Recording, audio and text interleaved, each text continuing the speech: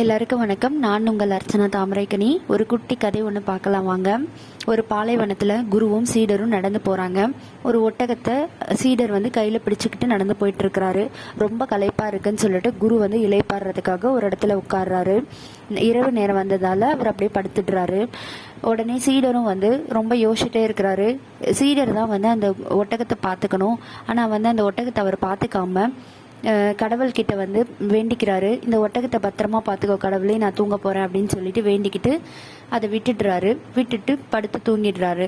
காலையில் எந்திரிச்சு பார்க்கும்போது ஒட்டகம் காணாமல் போயிடுது.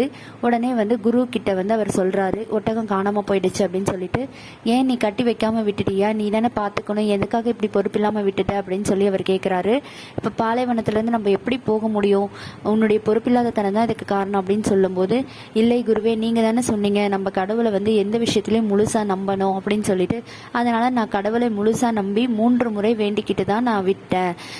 அப்போது கடவுள் தானே இதை பார்த்துக்கணும், அவர் நீங்கள் கோச்சிக்கிறதா இருந்தால் கடவுள்கிட்ட தான் கோச்சிக்கணும் அப்படின்னு சொல்லிட்டு அந்த சீடர் சொல்கிறாரு. அதுக்கு குரு சொல்கிறாரு, கடவுளை நம்புறது தப்பில்லை, ஆனால் நம்மளுடைய வேலையும் முயற்சியும் 100% அதில் நம்ம செஞ்சுட்டு தான் கடவுளை அதுக்கு மேலே தான் கேட்கணும்.